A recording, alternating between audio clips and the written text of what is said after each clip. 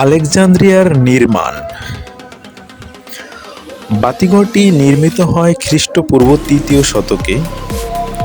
Alexander the গ্রেটের মৃত্যুর পর Ptolemy প্রথম টলেমি আইসোতার খ্রিস্টপূর্ব ৩০৫ সালে নিজেকে রাজা ঘোষণা করেন এবং এরপরই বাতিঘরের নির্মাণ কাজের নির্দেশ দেন।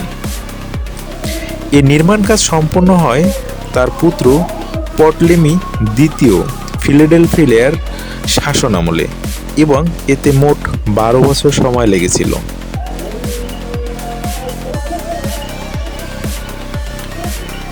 নির্মাণ ব্যয় হয়েছিল ৮০০ ট্যালেন্ট রূপার সময় মূল্য।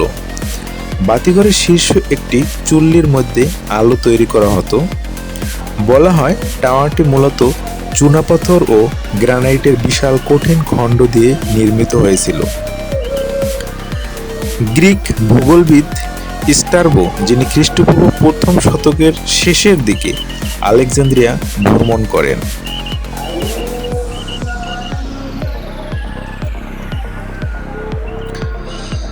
তার বিশ্বকোষধর্মী গ্রন্থ জিওগ্রাফিতে উল্লেখ করেন, সস্ত্রাসোস অব নিডাস বাতিঘরের গায়ে ধাতব অক্ষরে উদ্ধারকারীর দেবতাদের প্রতি উৎসর্গপত্র খোদাই করেছিলেন।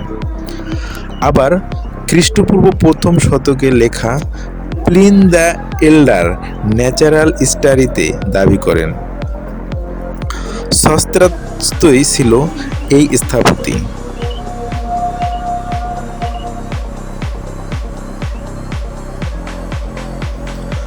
যদিও এই দাবিটি বিতর্কিত, খ্রিস্ট ২য় শতকে লুসিয়ান তার শিক্ষামূলক গ্রন্থ হাউ টু রাইট স্ট্রিটতে লেখেন, সস্ত্রোস পটলেমির নামে লেখা একটি প্রলেপের নিচে নিজের নাম লুকিয়ে রাখেন, যাতে করে এক সময় সেই প্রলেপ ক্ষয় গেলে পাথরের গায়ে তার নিজের নামের সদৃশ্যমান হয়ে ওঠে।